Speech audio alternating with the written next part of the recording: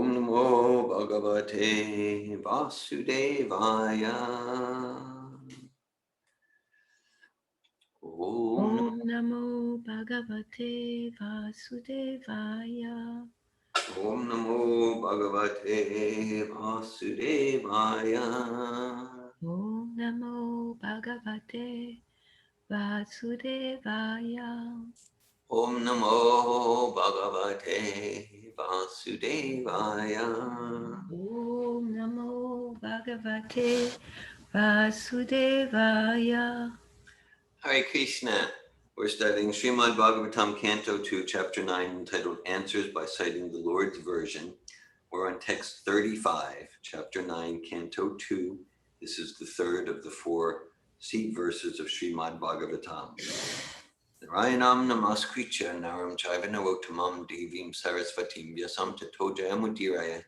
Before reciting the Srimad Bhagavatam, which is the very means of conquest, one should first offer respectful obeisances unto the personality of Godhead Narayan, to Narayan Rishi, the supermost human being, to Mother Sarasvati, the goddess of learning, and unto Srila Vyasadeva, the author. Nasta praise for Bhadreshu Nityam Bhagavata Seveya Bhagavat Yutamashloki Bhakti Bhavati Naishtiki. Text 35, Chapter 9, Canto 2. Yata Yata Mahanti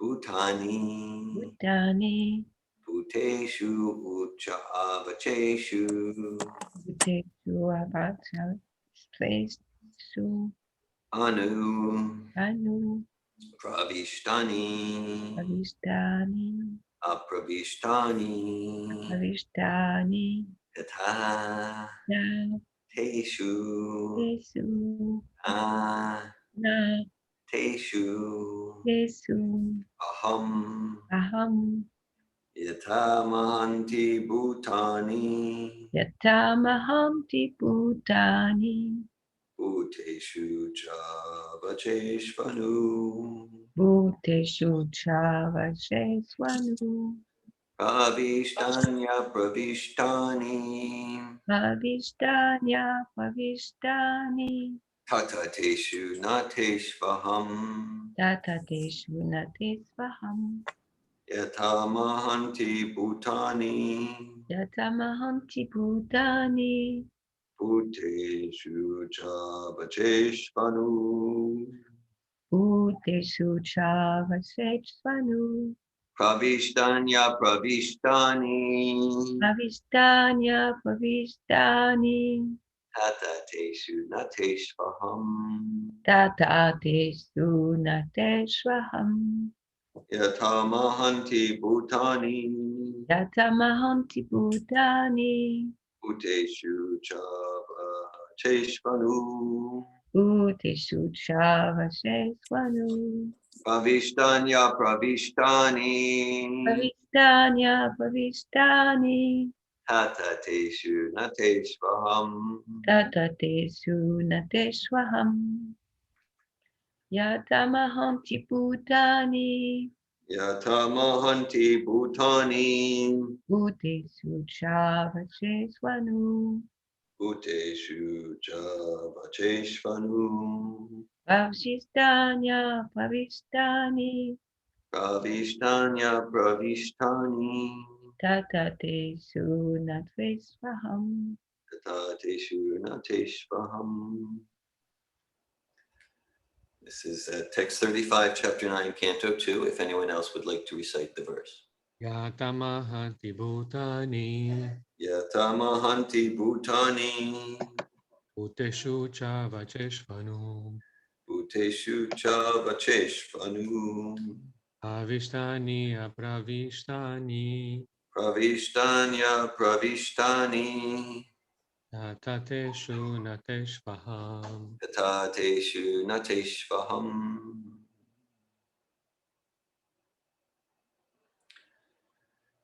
We'll go to the word for word. Yata, yata, just as. Just as. Mahanti, Mahanti, the universal. the universal. Bhutani, Bhutani, Elements. Elements. Bhuteshu ucha avacheshu. Bhuteshu ucha avasheshu. In the minute and gigantic. In the minute and gigantic. Anu. Anu. After. After.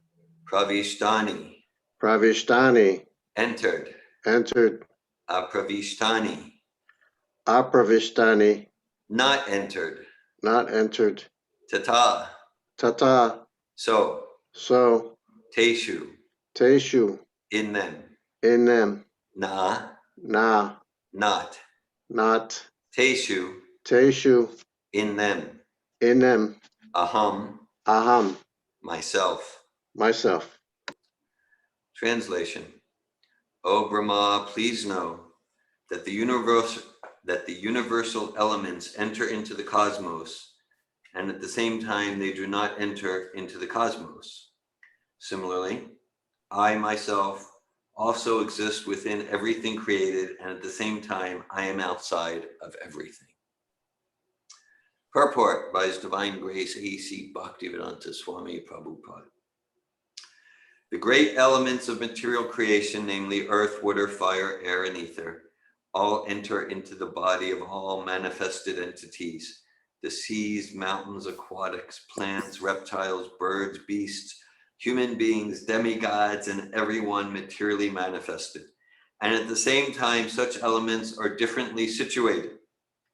In the developed stage of consciousness, the human being can study both physiological and physical science. But the basic principles of such sciences are nothing but the material elements and nothing more. The body of the human being and the body of the mountain, as also the bodies of the demigods, including Brahma, are all of the same ingredients, earth, water, etc. And at the same time, the elements are beyond the body. The elements were created first, and therefore they entered into the bodily construction later.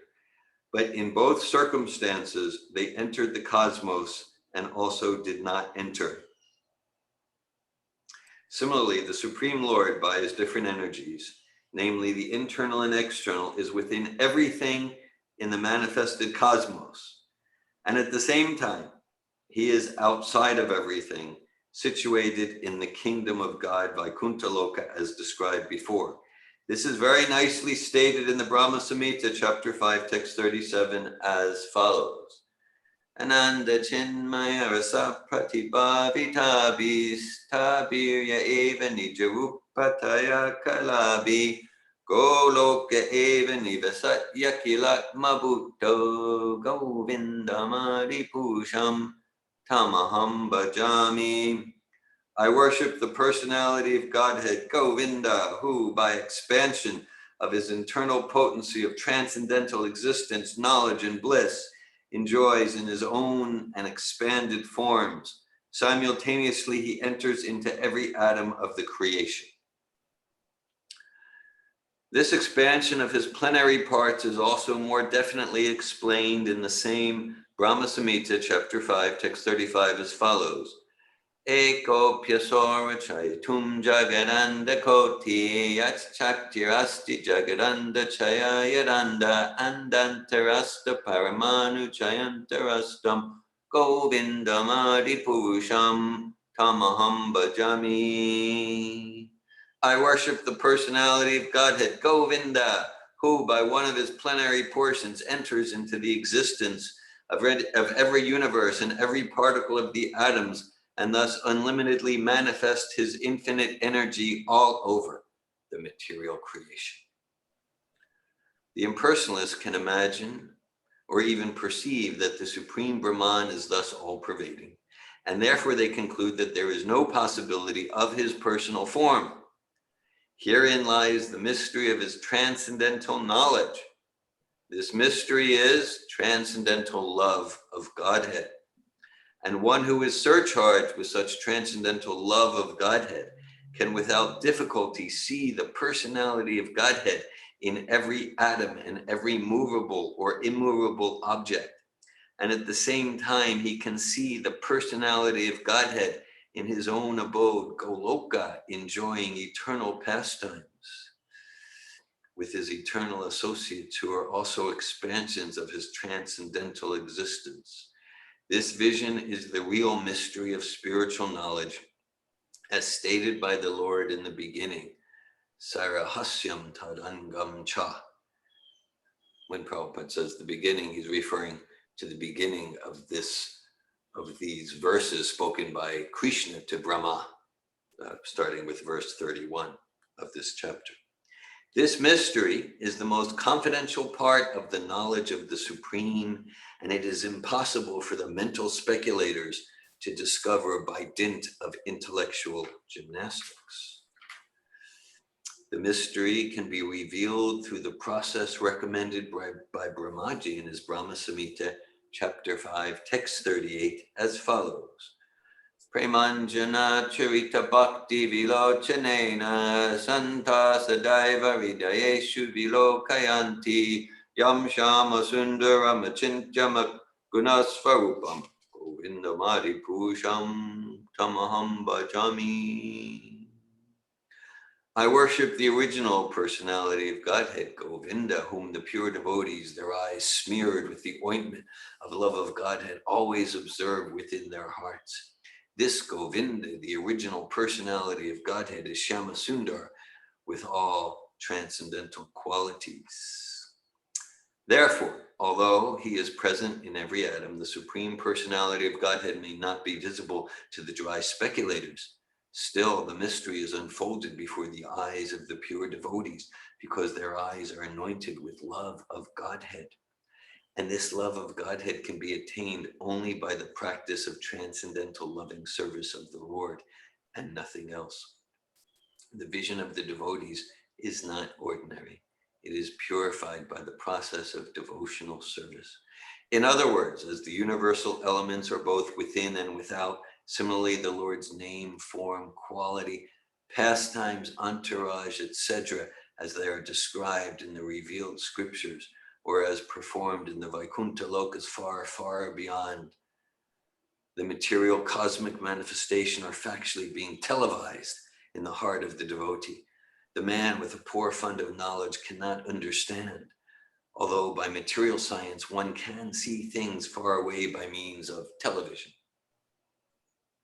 Factually, the spiritually developed person is able to have the television of the kingdom of God always reflected within his heart. That is the mystery of knowledge of the personality of Godhead. So the purport goes on. I'm going to stop there, and perhaps in tomorrow's class and discussion, we'll complete that purport. So some relatively or very long purports in these seed verses purports. Om Anjana Timirandasya Gnanjana Shalakaya Chakshuran Militam Yena Tasmai Shri Gurave Namaha Shri Chaitanya Manobishtam Stapitam Yena Bhutale Svayam Rupa Kadamayam Darati Svapadantikam Vandeham Shri Guru Shri Tapadakamalam Shri Gurun Vaishnavamscha Shri Rupam Sagrajatam Saganaragnatam Vitam Tam Sajivam Sadvaitam Savadutam Parijana Saitan Krishna Chaitanya Devam Shri Radha Krishna Padan Sagna Lalita Shri Vishakan Vitamscha Hey Krishna Karuna Sindhu Dinabandhu Jagatpate Gopisha Gopika Kanta Radhakanta Namostute Tapta Kanchana Gaurange Radhe Vrindavaneshwari Vishabhanu Sute Devi Pranamami Hari Priye Panchakalpatu Yubhyashta Kripa Sindhu Bhyevacha Patitanan Pavanebhyo Vaishnavebhyo Namo Namaha Jai Shri Krishna Chaitanya Prabhu Nityananda Shri Advaita Gadadara Shri Vasari Gaura Bhaktivinoda Hare Krishna Krishna Krishna Hare Hare Hare Rama Rama Rama Hare Hare Nama Om Vishnu Padaya Krishna Prastaya Bhutale Srimate Bhakti Vedanta Swami Niti Namine Namaste Saraswati Deve Gauravani Pracharine Nirvishesha Shunyavadi Paschatya Desha Tarine. Srimad Bhagavatam, Canto 2, Chapter 9, Text 35. Yata Mahanti Bhutani Bhuteshu Cha Pacheshvanu Pravishtanya pravishtani tatateshu nateshvaham. O Brahma, please know that the universal elements enter into the cosmos and at the same time do not enter into the cosmos. Similarly, I myself also exist within everything created, and at the same time, I am outside of everything. Hare Krishna. Hare Krishna. So this philosophy of Krishna consciousness, the technical term in Sanskrit is Achintya Bheda Bheda Tattva, and so it's all about Achintya Bheda Tattva, which translates as simultaneously and inconceivably one and different. And it could definitely be said that of the 18,000 verses of Srimad Bhagavatam, this is the quintessential Achintya Bheda Bheda Tattva verse. Now, interestingly, in our Bhagavad Gita course, we're on chapter 9. We have a Bhagavad Gita course going on, and we're on chapter 9. The class and discussion will be in a few weeks, and so whatever module we're on, I read through that. I read the verses and purports of that chapter, and just so happens that in my reading just last night, where I'm reading like 1 or 2 verses per day. And I happen to be on chapter 9, text 4. Maya tatam idam sarvam jagad avyakta mortina matstani sarva bhutani nachaham teshvavastita.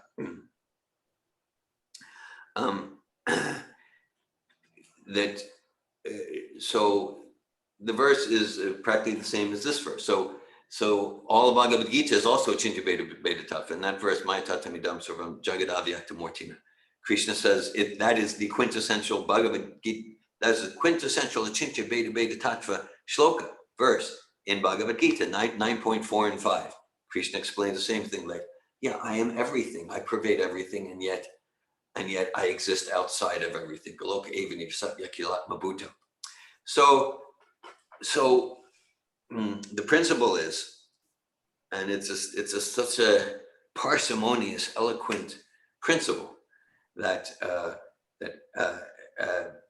everything is one with and different than God.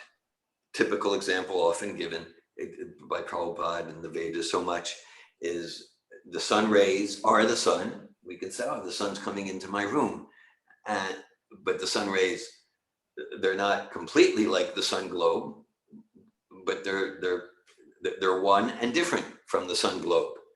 So similarly, all of the energies of God are one and different from God. So to understand how this is true, that's the process of Bhakti Yoga. That's the process. That's this whole philosophy, really. And for me, it's like a reference point. We can take like any philosophies, and practically any philosophy we find will have at least some grains of truth, if not many grains of truth. Otherwise, they wouldn't be attractive. And we'll find like some philosophies, maybe they'll overemphasize the oneness part and kind of miss the differentiation part. And some philosophies might emphasize the differentiation part. Like, well, if there is a God, God is so far away that doesn't. No, God is within each atom. He's within the heart of every living entity. And this is very relevant. It's very relevant because, like, to the extent that we're actually realizing super soul, Krishna within our heart, Krishna in every atom, then that's blissful life. And to the extent that we're disconnected from that, to the extent that we're not realizing that, then it's mechanical life, then it's depression life. Right? So there's, it was, I was reading a transcription of a lecture Prabhupada gave on that. I was here listening while I was taking lunch. Prashad. Prabhupada was giving a lecture on chapter 9, text 4, Bhagavad Gita. And he talks about, people ask the question, can you see God? Can you show me God? Like that. And as we've discussed in recent discussions and classes, that, one thing that really stands out here is that, so Prabhupada, he's giving such precise, rigorous philosophy just precise, rigorous philosophy here. I mean, all the time, and it really comes through. And then, like the conclusion of that precise, rigorous, strict philosophical analysis, he goes, herein lies the mystery of his transcendental knowledge. This mystery is transcendental love of God. And one who is surcharged with such transcendental love of God can without difficulty see the personality of Godhead in every atom and every movable or immovable object. So the goal of that philosophy is love, is love of God. And to the extent that we do bhakti, that we serve Krishna with love and devotion, then we realize how God is everywhere, not just theoretically. So, okay, so like I've been asked, well, so you practice, but do you see God? Can you see God? So how to respond? So it depends, like where we want to relate to the Achintya Beta Beta Tattva principle. So I can definitely say I have enough experience to say for certain this process works, that I'm realizing God everywhere. I'm realizing God throughout my life, infinitely more than I was before I started practicing this process about 40 years ago. And each year of my life, yes, because with like material eyes and like the retina, the material eyes, we're not going to see transcendence. We just like, and it's even materially, right? Like if we see a car we recognize, if we see a car driving by in the distance, well, we know there's a person in that car. We don't see the person, but we know. We gave the sun example.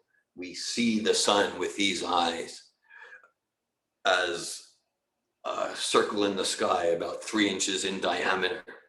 But no, we're seeing with Jnana Chakshus, we're seeing with the eyes of knowledge. And we're saying, no, that's a stellar body, $1.4 million greater, million times greater in volume than the Earth sphere. So we see with the eyes of knowledge. And so similarly, as we cultivate the eyes of knowledge, then we don't see bodies. We see the bodies, but we see the person is not the body. The person is the spirit soul inside the body that we call George or Casey or Damayanti or David. The person is the soul. We begin to see the soul as we purify our senses through this sublime practice of bhakti yoga. So that's where the bliss is. So, because like in a challenging way, can you see God? Like in a cynical way. Because the idea is like, well, if you can see God, then that means God has a form, and that means God is limited. Right? So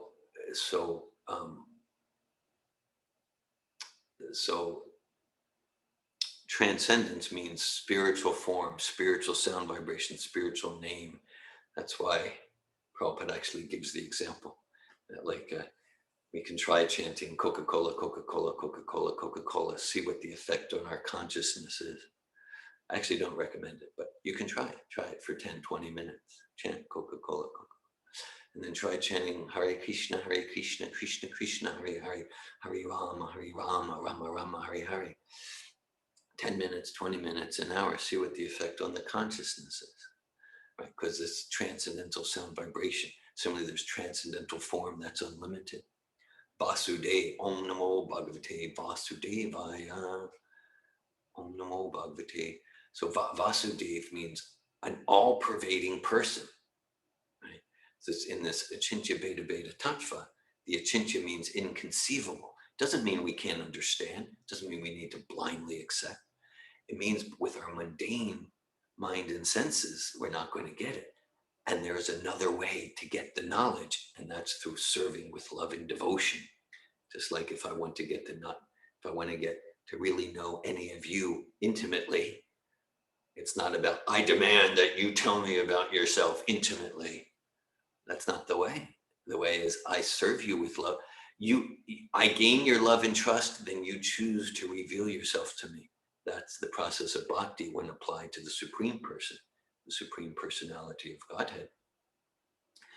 And then, well, another conception is that, yes, so because here, and in the Bhagavad Gita verse we cited, it's described, that God is everywhere. And there's truth to that, which like the sun rays are everywhere. So God is everywhere. And then Prabhupada says, and then that pantheistic conclusion, again, there's truth to it, but then the conclusion of some pantheistic philosophies is that therefore, because God is spread everywhere, the absolute, the Brahman is spread everywhere, therefore the absolute has no personal form. No, spread everywhere and simultaneously, simultaneously, personal form enjoying pastimes in Goloka Vrindavan, personal localized form in the heart, and Antarasta Paramanachantarastam. Prabhupada quotes beautiful verses from Brahma Samhita here. And so another verse from Brahma Samhita, Agnir Mahika Ganam Ambu Marukdishascha Kalastatatma Manasiti Jagat Trayani Yasman Bhavanti Visantiyam Cha Govindamari Purusham Tamaham Bhajami. That all the material elements, the origin is Govindam, the personality of Godhead. And they rest in Govindam, the personality of Godhead. And at the time of universal annihilation, they'll be absorbed back into the personality of Godhead. So Prabhupada, he describes here, like, we talk a lot in Safatov about like material context, the human context, the material context. So, right, so like there's the context or the container, and then there's what content or what substance do we fill the container with, right? What's our response as conscious living entities? Right? We can respond consciously. Like the chair or the stone, they're not conscious, they don't have desires. So Prabhupada says, the great elements of material creation, namely earth, water, fire, air, and ether, all enter into the body of all manifested entities. The seas, mountains, aquatics, plants, reptiles, birds, beasts, human beings, demigods, and everyone materially manifested. And at the same time, such elements are differently situated. In the developed stage of consciousness, the human being can study both physiological and physical science, but the basic principle of such sciences are nothing but the material elements and nothing more. The body of the human being and the body of the mountain, as also the bodies of the demigods, including Brahma, are all of the same ingredients, earth, water, etc. And at the same time, the elements are beyond the body. Okay, so basically, there's some basic elements in terms of Western chemistry. When I was growing up, on the periodic table, there was 108 elements. There was actually 108 for a few years. Now it's probably 130 or whatever it is. They're always inventing or discovering elements through their experiments with half-lives of a nanosecond or something like that. So anyhow, so material context is these elements, and they're fluctuating. And so basically, material consciousness means when the material context, when those elements, earth, water, fire, air, or magnesium and plutonium, when the material elements are fluctuated in this way, then I'm really happy. And when the material elements swerve that way, then now I'm resentful. Okay, so so Krishna discusses this philosophy in Bhagavad Gita. So in the Shastra, we have all sorts of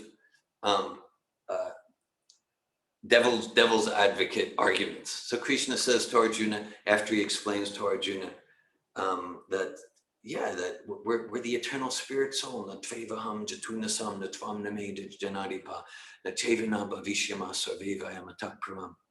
We're eternal spirit soul, antavanti medeha nityashukta sharirina anasino prameyasya kastadujasva bharata. That only the material body is destroyed. The spirit soul, it's indestructible, it's eternal. Okay, we're not spirit. But then he says to Arjuna, okay, so even if you think that actually atachainam nichajatam nicham cha, that even if you think that we're just a bag of chemicals and that consciousness is an epiphenomena of a mixture of the material context, even if you think that, jadasyahi dhruvam michur dhruvam janmasti dhruvam janmam vitasyacha tasmad apariharyarti natram shochitum arhasi.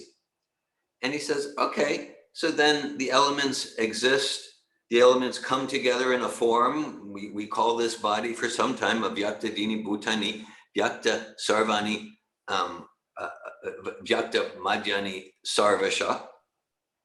And he goes on that so then at the beginning the elements are not coalesced into the body, and then in the middle stage they are, and then they just dissipate. So why lament?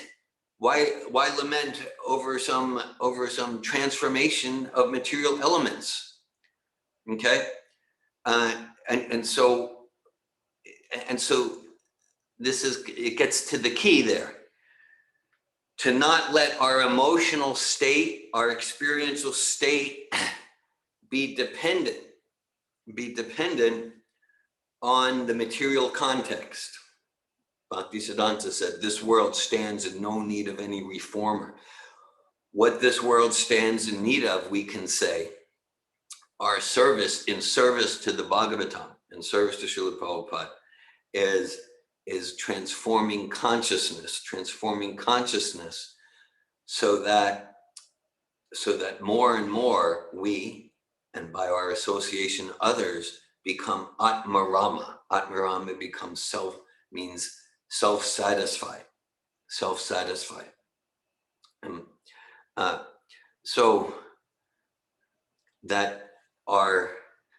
very relevant, because there's different transformations, changes of matter. I was reading a transcription of a Bhagavatam lecture, first from Srila Prabhupada, first canto, 16th chapter. And Prabhupada was giving the example. He talks about the finger, and he says, yes, we say my finger, right? We're the owner of the finger. We don't say I finger. And Prabhupada makes the point, essentially, that the finger is made of the same stuff as the table or the chair. I found it amazing that Prabhupada uses the same examples that I use so many times. Go figure. Don't know how that happened. So Prabhupada's giving that example. And to get this vital distinction between the body and the self, between matter and spirit, this is the ABCs of spiritual life, at least to get it intellectually. Avinasi tudadvini yena sarmamidam tata. Avinasham aviyasyasya nakaschit kartumahasi. Krishna says to Arjuna, know that which pervades the consciousness, the soul, will never be destroyed. So to the extent that we get that, at least intellectually, and then with realization, then we're unstoppable. That's the situation of freedom from anxiety. That's a situation of security rather than insecurity. So this is very important practically as far as how happy we are. And so Prabhupada's making the point here, and he made the point in that verse, like the material context, the stuff the finger is made of, the earth, water, the stuff the bodies are made of, the stuff the mountains are made of. This is the external. And so just like if we think about all of our Sattva Tov programs, and so the idea, at least my inspiration, my motivation in conducting seminars or coaching or coach training is to get to the essence, okay?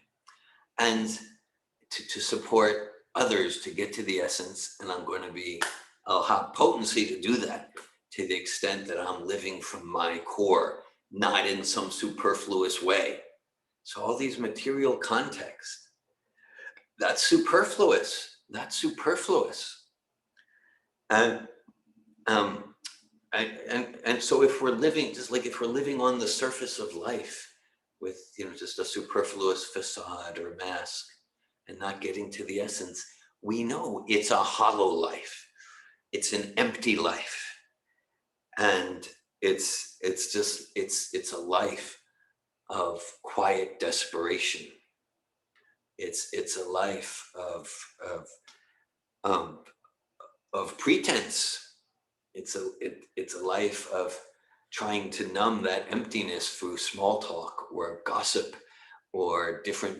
We could probably all list our 3 to 5 favorite numbing avoidance strategies. Okay, so I know my endeavor with myself, and I have varying degrees of success and lack of success, is to get to the essence beyond the deceptions, beyond the smoke and mirrors, beyond the fluff and bluff, and to support others to do that, sometimes in a way that looks loving, sometimes in a way that can be very challenging. Look in the mirror here, look at this deception.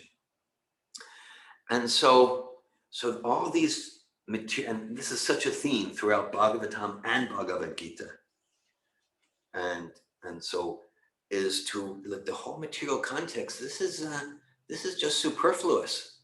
This is just ephemeral. It's the dream. It's the mirage. Over these recent weeks, discussing these seed verses, we're using different analogies. So what's at the essence? At the essence, is it nothing? Because some philosophies say if you really get to the core, you get nothing. The blank slate philosophies, nothingness. So Bhagavatam says, well, actually, not just at the essence of it, at the core, it's not nothing. There is no nothing. There is no void. Right? There is, even in deep space, there's an element called ether, which is it's the subtlest of the gross. It's the subtlest of the gross material elements. More subtle than ether is material mind. More subtle than that is material intelligence. More subtle than that is material false ego. More subtle than that is spirit. More subtle than that is supreme spirit. Indriyani pranyohar, indriyabhya paramana. Manasastu parabuddhir yo buddhe paritastusa. So Krishna describes that kind of hierarchy based on grossness and subtlety in the 3rd chapter of Bhagavad Gita. So at the core of everything, well, if it's not nothing, then I guess it's matter, atoms, electrons. No, no, we can get more to the core than that. So at the core of everything, there's the one undifferentiated white light, spiritual transcendental white light. So it's like, well, we're getting closer, but Vedanti tat vavidas tat famyadgan madvayam brahmeti paramatmeti bhagavan yitishamtite. Right? But Krishna says, Brahmano hi pratishtam. No. So the source of the oneness, the source of the oneness white light. So the substratum of everything, the foundation of everything is transcendental personhood, Vasudev, Sri Krishna. And again, this is so relevant because what my assertion is, Recording in progress.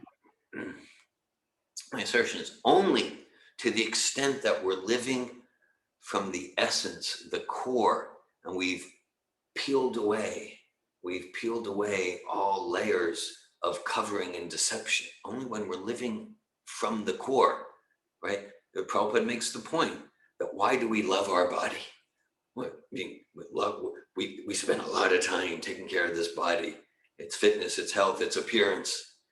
Why do we love the body? Because the essence of the body, the soul of the body is the spirit soul. If the spirit soul leaves, we're not loving the body anymore. Bury it, feed it to the fish, burn it.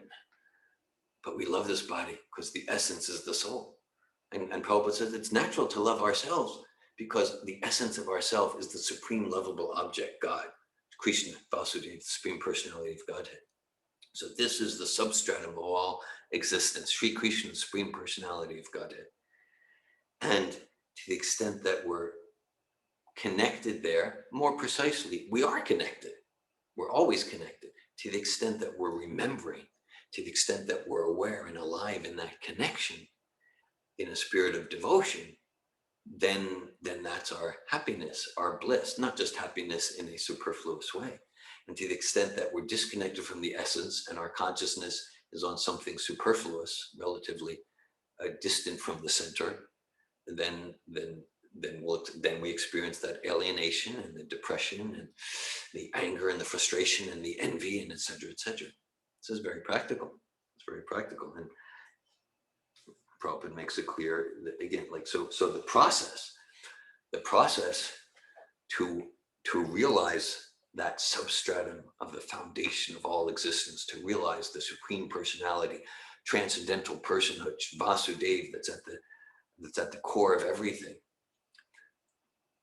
Right? The process is not a process of demand and cynicism. The process is loving, tender devotion, the culmination of this very rigorous, beautiful, complete, intellectually satisfying philosophy is loving devotion to the Supreme Personality of Godhead. Ata Sri Krishna namani namba ved graimindriya sevan mokihi jivada svayameva sparat yada. That with material senses, we're not going to have access to transcendence. And we can have access to transcendence through the process of loving devotion. That's why Krishna says to Arjuna, Saevayam maya tedya yogo prokta paratana bhaktosi me sakacheti rahasyam ye tadutamam.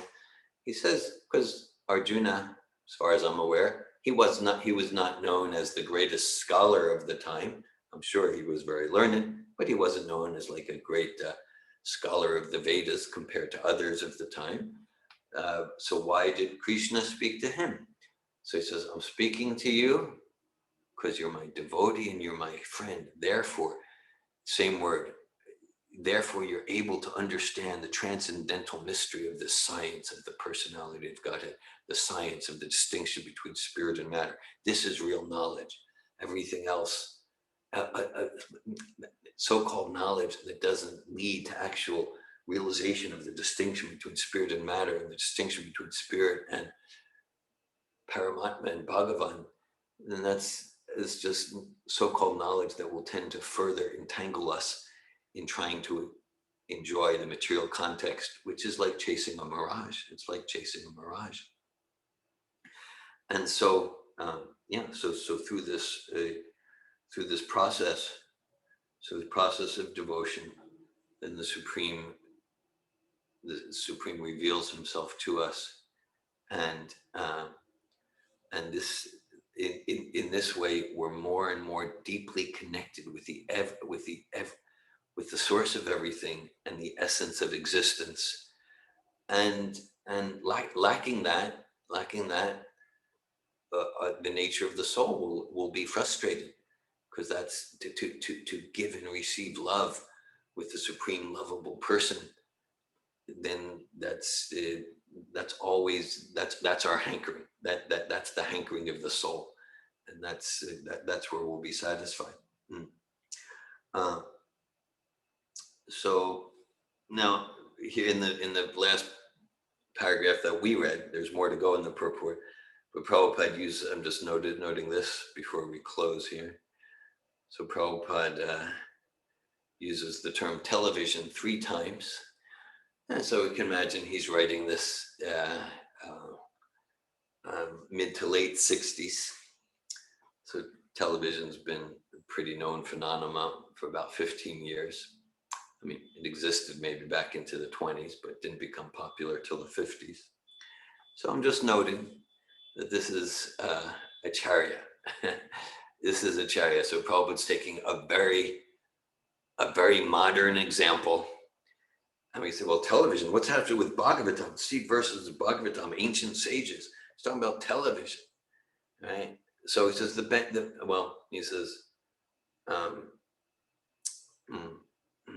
in other words, as the universal elements are both within and without, similarly, the Lord's name, form, quality, pastimes, entourage, etc., as they are described in the revealed scriptures or as performed in the Vaikuntha Lokas, far, far beyond the material cosmic manifestation, are factually being televised in the heart of the devotee.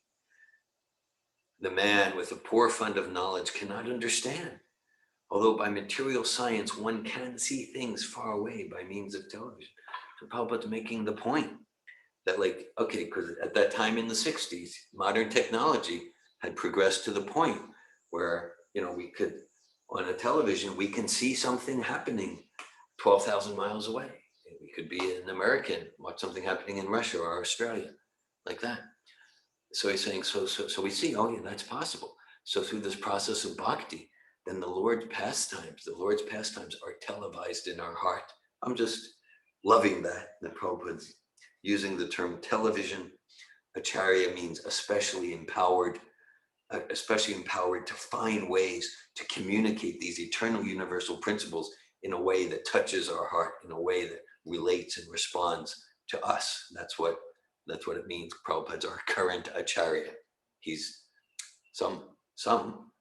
they will insist that Prabhupada's a Purva Acharya, previous Acharya. So don't fall for that. Prabhupada is fully present, fully 100% present. And so Prabhupada goes on. Factually, the spiritually developed person is able to have the television of the kingdom of Godhead always reflected within his heart. That is the mystery of knowledge of the personality of Godhead.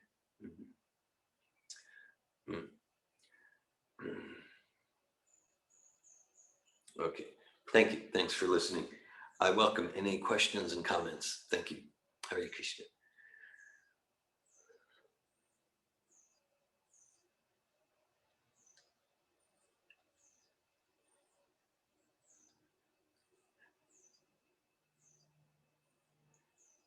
Bhakti George. Hare Krishna, it's me again, Danielle. Hey, Danielle. So I really appreciate your class this morning. And it made me think about, I was listening to a Greek Orthodox divine liturgy yesterday, and they were talking about how Jesus came across a man who couldn't see since birth, and he mixed together, I think it was actually his saliva with dirt, and put it on his eyes and made him go wash in the water, and he was able to see after that. And so the guy went to the priest of the high temple and started talking about, you know, this guy Jesus who was doing all these amazing things. And the priests were really divided, apparently. Like some of them were like, yeah, this guy is really specially empowered person. And then a lot of them were like, there's no way that this guy could be like anywhere close to anything devotional because he was doing things on the Sabbath that he wasn't supposed to be doing. So they had a lot of, you know, like dissension around whether or not he was somebody that they could even trust, you know, to hang out with, or to even like, you know, see him as someone spiritual. And I guess I'm kind of seeing a parallel with the relationship of Krishna and Arjuna, because I remember at some point in the Bhagavad Gita I was reading, and they were saying that Arjuna was apologizing because of all the times he had hung out with Krishna and had like all these like informal interactions with him and like didn't see him for who he really was. So I don't know, I guess this is coming up for me. Like, I'm sure that those priests, or at least at the very least Arjuna, really were trying hard in their devotional service to see God, like to really get a personal relationship with God. And they missed it. Like we weren't able to, like, with their I guess their retinas and their whatever they got going on in their eye, they weren't able to see see him, like the way that, later on, Krishna revealed himself to Arjuna because he wants to. So for me, does it mean, because I guess what I'm getting from it is, it's, yes, it comes from like a pure love, it comes from a desire, but there has to be a reciprocity. Like there has to be, like, Krishna's the one who makes it happen. It's not like I want it so much and then my desire is what, like I feel like it's not coming from me. Like it has to be Krishna answering me. Like, you know what I mean? It has to come from the other way. Is that right? I guess that's where I find it a little confusing. Thanks for sharing. Thank you, Danielle. Well, one term that comes to me is the maxim to work like everything depends on us, and pray like everything depends on Krishna, both simultaneously. And so our work, sure, there's external and internal. That, like, internal, let me really do my work of purification. Let me really become sincere. Krishna says, Tesham satata yuktanam bhajatam pritipurvagam dadami buddhi yogam tam yena mamu piyantite. To one who serves me with sincerity, I'll give the intelligence by which he can come to me.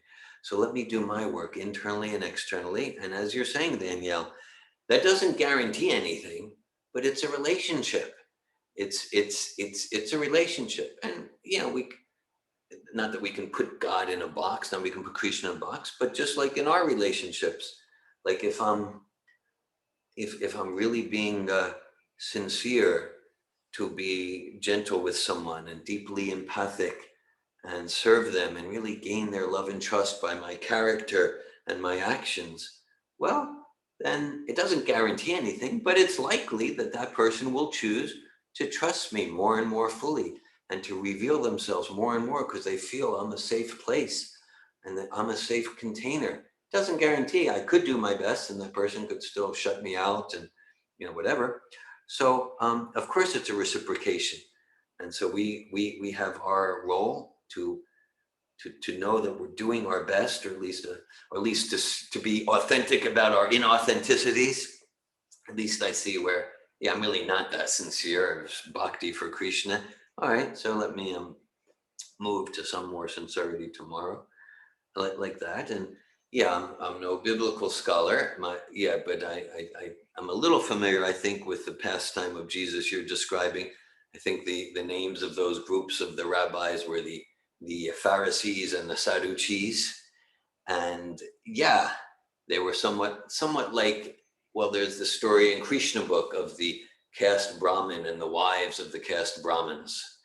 And so, as you're indicating, Danielle, the Pharisees and the Sadducees, they were kind of missing the forest for the trees.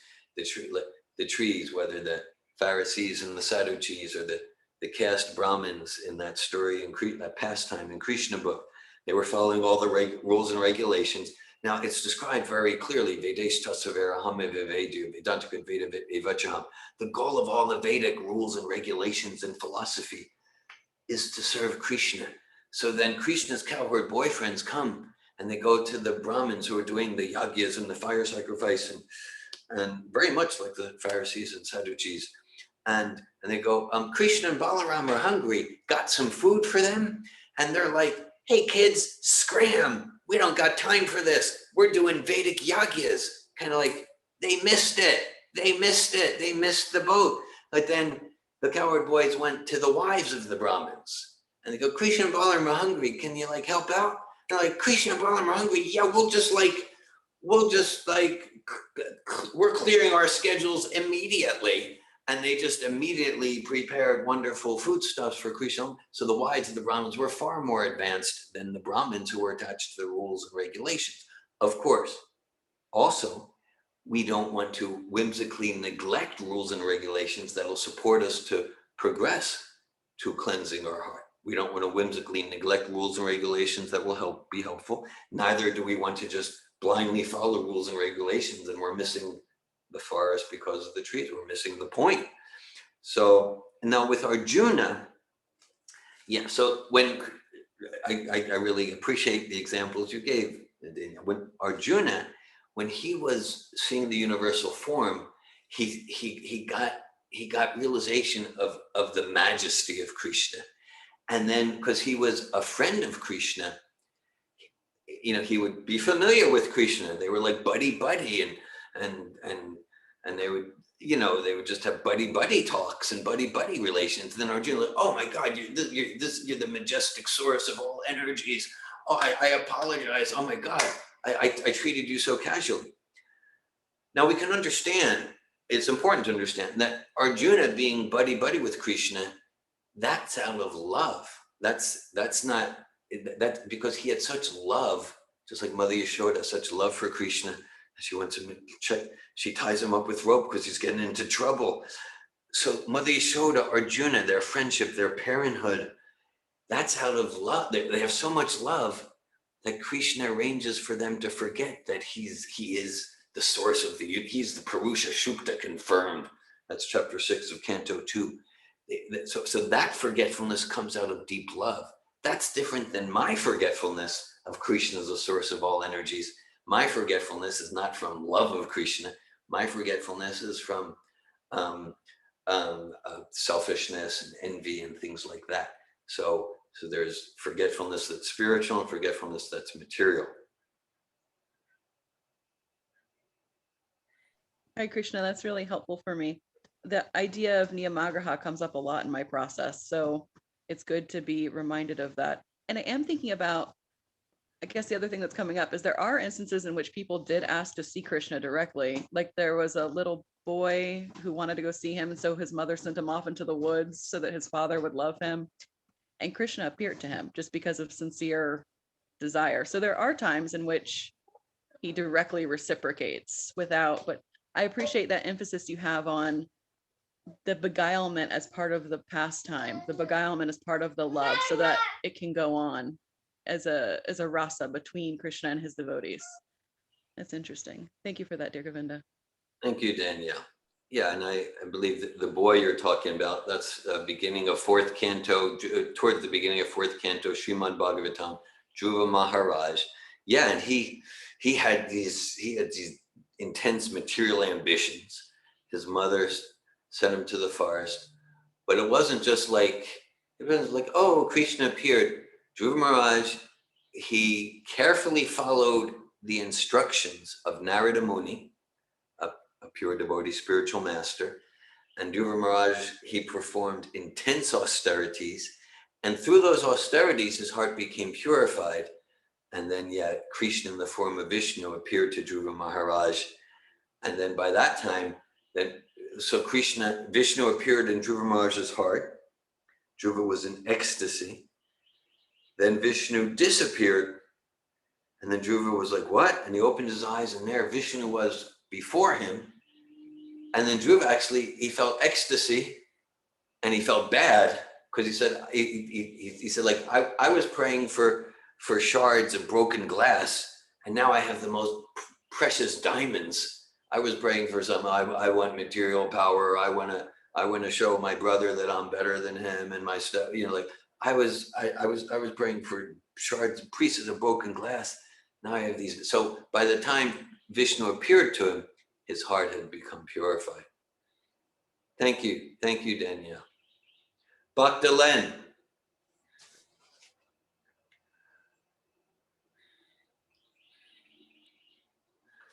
I see your hand up, Bhakta Len, but I'm not hearing you. Okay, thank you. Now you hear me? Yes. So I also really appreciated these references to television that Prabhupada made, and the way that he sees it. And I also have another way of looking at it, but the way Prabhupada sees it, television is something that's, you can see things that are very far away, 12,000 miles away. And I want to suggest that you could also use this television as a metaphor for Achintya Bheda Bheda Tattva, because, say you have a cat that's looking at the screen and sees another cat on the television, and reaches out with his paw and thinks that the cat's really there, or babies too will think that too.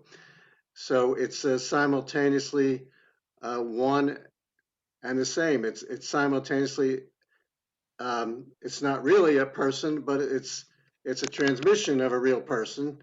So it's not that there's anything transcendental about television, but just that you could use maybe that as a metaphor in addition to the sun metaphor that we use. I like that. I like that very much because the person is there in the television through their energies at the same time they're not there. So it's not transcendental, but it does help us understand the point of Achintya Beta Beta Tattva. That's great. Thank you. And the other thing I wanted to say was that this idea that the material elements are not really real. They're not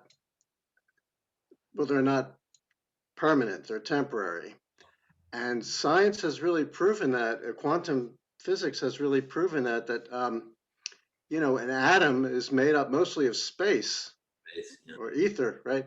And our bodies, we're if we were vibrating at a much higher frequency, we could walk through walls. Okay, so that and the only thing that's kind of making our bodies real is our consciousness. The consciousness is creating our own consciousness, or our souls, if you will. That's what's creating what we see before us.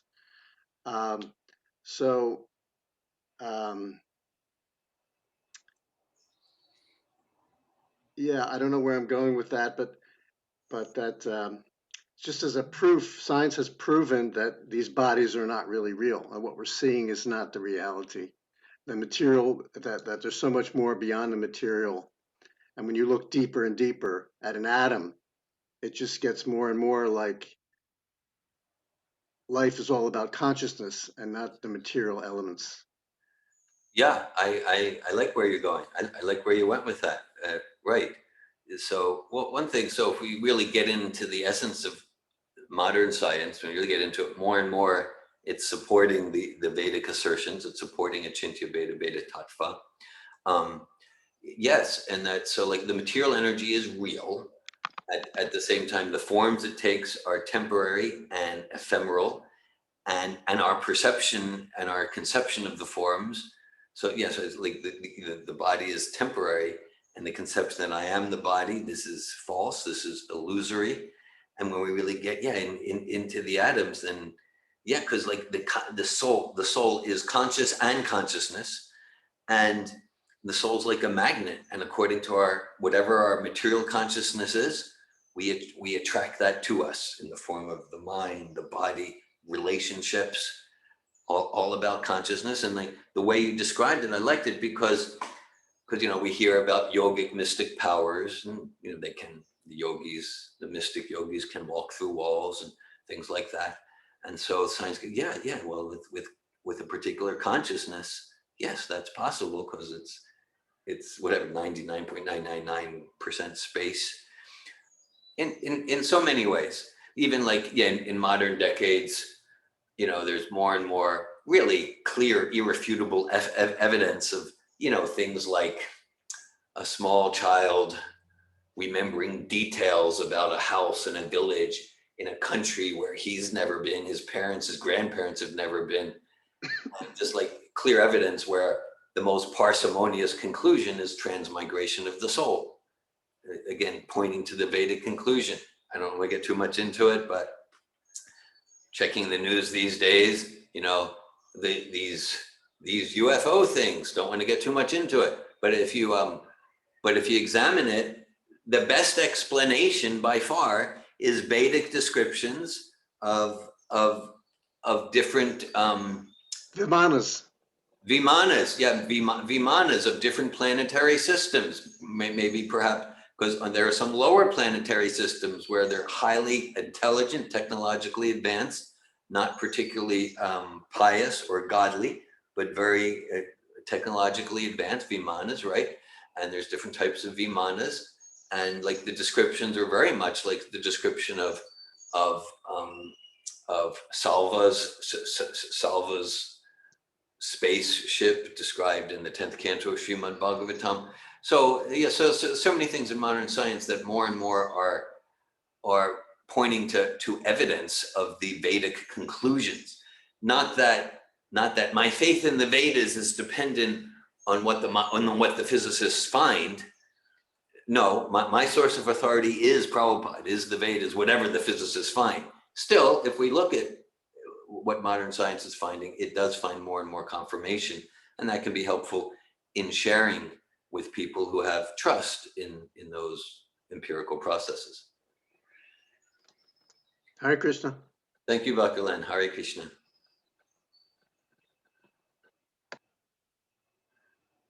Anything else? Other comments or questions?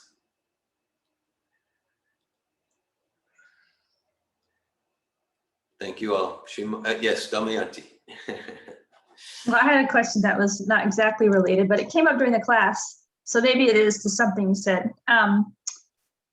I'm contemplating like talking points in response to people's maybe outrage or upset about the idea that the soul is like 100% responsible for like the outcomes or the experiences of their life. Yeah, because I'm like, I included that in like a book that I wrote, and I'm putting the book out far and wide. Like I'm planning on spreading it really far. And I think I was thinking like, some people aren't going to like what I said. I'm just trying to imagine what they're not going to like at all. And I was thinking that might be the concept of taking 100% responsibility for your life. And I only have really like kind of one response that comes to mind, but I imagine you could probably elaborate on it. And the response is, if someone's willing to have a conversation with me, assuming that they're willing to sit down and hear what I have to say. So to say, like, this is what comes in mind, is to say, like, in the paradigm where God exists and he's a person, I don't really know. I can't really feel like wrap my mind around it, but basically like presenting the paradigm that we are souls that were placed here for a reason and that we're on a journey back to ourselves. So basically like I don't know exactly what I would say, but the idea is presenting a paradigm and saying, can you see the logic in being responsible for our experiences as souls? Anyway, do you have any comments on that, or like other talking points in response to like people's disturbance by that, the idea that like of karma, like, and I don't want to impose the concept on anyone, but if they want to have a conversation with me, and that might come up. Do you know what I'm saying? Are you following me? I believe I do. I think I've been swimming in those waters and kind of responding to such questions, and like, for more than 40 years, since I'm very involved in this. And so, in these concepts and meeting different people with different responses and reactions, and to the view of 100% responsibility for my experience and results in life. So I appreciate where you're going with it, the question. So, okay. Well, there's different dimensions. So one is, philosophically, rationally, sure, I could explain why, from my point of view, it makes the most sense, and I'm ready to do that, and I do that a lot. But oftentimes, Damayanti, what I've found is when people are, reactive or upset or disturbed, it's not necessarily on a philosophical platform. It might be like, you're saying everyone's responsible. Do you know there are people in the world, do you know there are children starving? What did those children do? Do you know there are people having bombs dropped on them right now? And you're saying it's more of like an emotional thing, not so philosophical. So I'm ready to go philosophical and explain why, from a logical point of view, like that. But often they're not coming from a philosophical place. I'm not criticizing them, but there's the emotional platform. So then, I'll use I statements I statements, like what I found, and I'm not imposing on you, or and I understand. And first of all, yeah, that's why in our programs we start with empathy for the pain of others, empathy for the sorrow, the grief, for the anxiety, empathy for like that, for the injustice that within a context there is so much victimization. Um, uh, there is so much victimization. I've been victimized, and I've victimized others. But okay, so so that's an important part of it. Like if all I'm willing to see is how I've been victimized, and I'm not willing to see how and I've victimized others, then okay, it might get me some sympathy points, but it doesn't show that I'm really far along on that path of wisdom. Wisdom means, yeah, I've been mistreated and I've mistreated others, and there's really not an imbalance, although I want to be the poor me thing. But I'll use I statements. Like what I found is, for me personally, adopting a stance where I view myself, I regard myself as 100% responsible for the results in my life and my experience of life. That stance is the most effective stance for me to take to live a fulfilling life, to live a life of accomplishment in ways that I regard meaningful, to live a life of purpose. So that stance works for me. And then in one sense, it's unarguable. So are you saying that the people who have dropped, I'm just saying, when I adopt that stance, then I'm satisfied, I'm fulfilled, and it deepens my compassion for others, and I don't become callous. So like use I statements. And then, okay, and then, then if someone's like a seminar participant or a coaching client or someone in coach training, yeah, then I might go, so like I invite you to try, and I hear that you're somewhat appalled that because I understand there are children starving and there's genocide happening. I mean, I understand that. And I endeavor to have true compassion for that pain like that. And I endeavor you just without trying to solve the bombs dropping on people now, just for in your own life, to look at your own victim stories and from a point of view of 100% personal responsibility, experiential, practical, and spiritual. And me seeing myself as responsible, it doesn't make that what the other person did is right. The other person may have acted wrong. And I see how I set that up. That, yeah, like I get so angry, like I walk early in the morning on my road, and then a house down the road, the dogs bark at me. And I'm just walking on the road. And the owners of the house, I could go so many places. I go like, okay, well, this has happened about like 500 times so far. So I could walk the other way, and then the dogs won't bark at me. I'm walking down that road. Maybe the owner should keep their dogs in the morning, whatever. So so the burglar breaks in. What the burglar did is immoral and illegal. Oh, and I can see, yeah, I was warned that there's thievery in the neighborhood, and I left my doors unlocked. Okay, I see how. So I invite, of course, someone who's just like angry and they're not approaching us as a coach or facilitator, then we might just empathize with their anger and just empathize. And then empathize and share my I statements. Yeah, well, here's a perspective that works for me in my life. If they're open to be coached, then yeah, I invite you to take a look at that victimization story from a stance of 3 dimensions of responsibility. So it's like, so there's a time to go for philosophy, absolute perspective, bring in divine, bring in the purpose of the spirit soul in a human body, spiritual process. The nature of the material context is intrinsically disturbing. I'm ready to go to all those places, and I like to go to those places. And at the same time, sometime I'll just meet someone emotionally where they're at with empathy, like that. Thank you. And I'm realizing how this came up in my mind, because prior to thinking about this, I was thinking about talking points in response to, this is maybe less emotional for people, the fact that, God exists, and we, in combination with that point, that we are servants, like eternal, blissful, devotional, loving servants of the divine. That's maybe less emotional. I was thinking about that, like actually, because you were talking about the substratum of the substratum of all existence, being personhood. Personhood. Yeah, and like, it's such a satisfying concept. It's just like, I love it.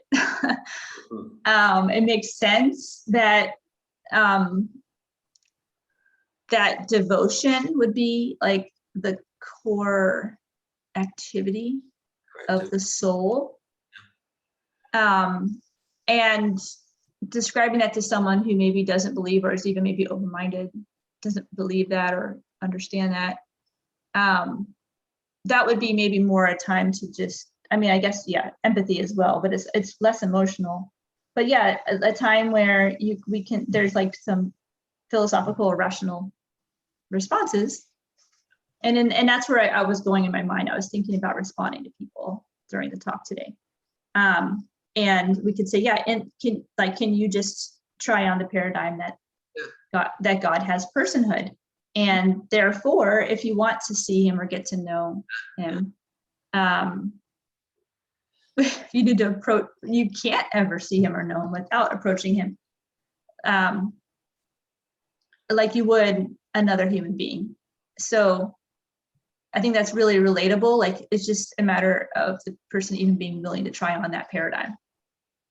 Like, okay, I can see at least logically, if God exists and he has personhood, then yeah, the only way to see him is if I were devotional or loving, respectful to that entity. And yeah, at least I can say I'm not willing to approach God, but I'm at least not willing to, it doesn't make sense to demand that person show himself to me. Like, there is some logic in it.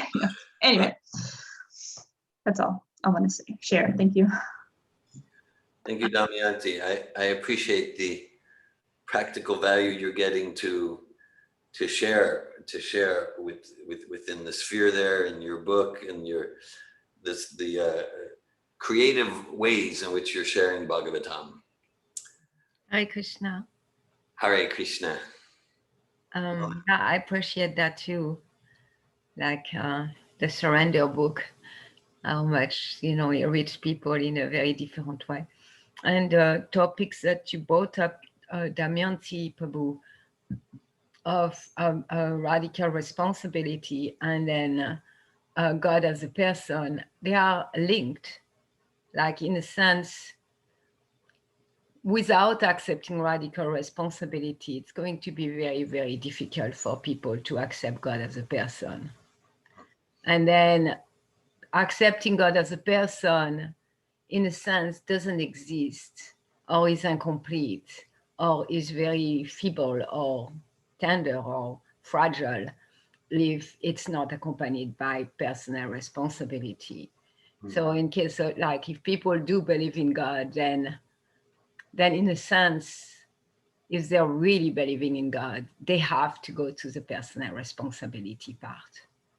Without that, then God is unjust. God is making people suffer. God is whatever. If you really look at it, so in a sense, supporting people, even if it's not philosophically or spiritually, towards radical responsibility is really an amazing platform to later on accept God as a person. Yeah. Thank you, Malini. I appreciate very much the points you shared there. Thank you for that. Yeah, there's a book from the early 80s by Rabbi Harold Kirshner. Interesting name. And he wrote a book called Why Bad Things Happen to Good People. And where he went is God God's not like evil or malicious. He's just he's a good guy. God's a good guy, but just like sometimes, he's a little weak, and someone like Hitler or Stalin comes along, and what can he do? But then God means omniscient, omnipotent, all powerful. I really like your sharing, Melanie. It's helpful for me because like when we're supporting people in coaching or facilitation, supporting ourselves in self-coaching, in self-realization, in transforming victim consciousness to personal responsibility, that itself is the process of super soul realization, of coming towards realization of the self in connection with super self in an attitude of devotion, that it's an intricate part of the process. Thank you, Melanie. Yeah, I shared recently on our group on Facebook, in light of the Bhagavatas, Srila Prabhupada said like introspective, people who are introspective. There is people who are like materialist and absorb externally, and there is introspective. So anything that's introspective is going to lead to the internal energy of the Lord, even if there is no Krishna there. Yeah. By that introspective process, then there is enlightenment, self-realization happening. That's our platform for God consciousness. Jai, like light of the Bhagavad Ki Jai. Thank you. Parampara Prabhu.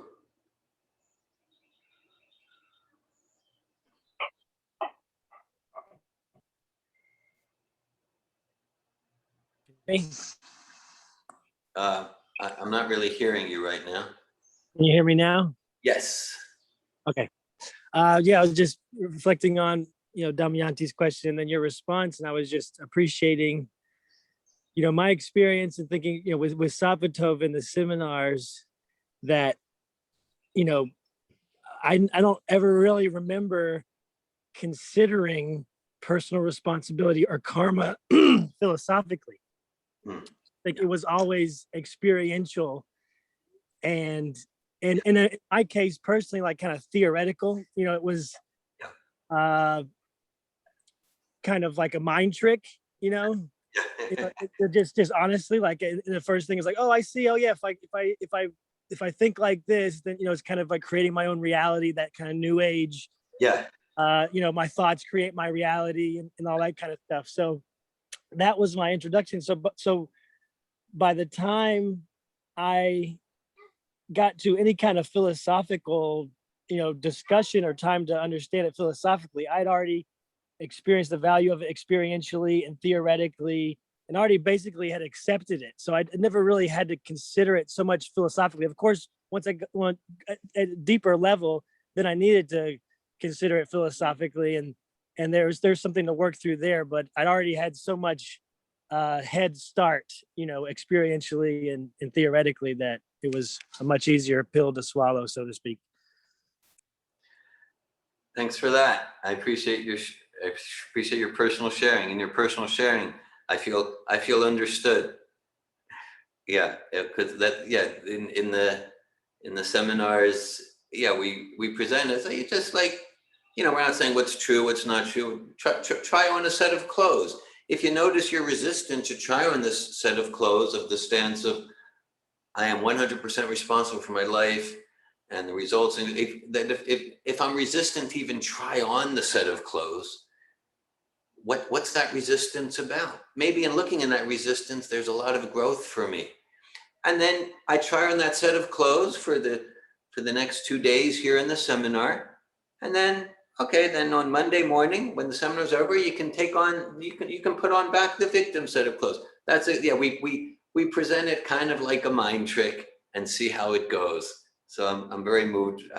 I'm smiling and moved at your sharing. And thank you. Yeah, just even to, even more specifically, I remember, of course, it's every foundational course, we do the process to, examine this distinction between victim language and accountable language. And then at the end of that, you kind of just mention, and for me, I even, take the perspective that I'm responsible even for the circumstances of my birth. And, so I first heard that, it was kind of like, oh, that's interesting. It wasn't like imposed on me of like, this is the truth. It's like, oh, this is what David thinks. Well, that's interesting. I respect David. I like to hear what he's saying. He thinks that. Wow, that's interesting. So it was just kind of just appreciating, the process. Sattva. Hare Krishna. Hare Krishna. Thank you, Parampara. I'll share that part of the seminar, and I've been through the foundational twice, is always the most uncomfortable for me, not for myself, but I'm worried about everyone in the room. Like, is this going to go over well? Anyway, just thought I'd share. Thanks for sharing. And yeah, for those who've been in,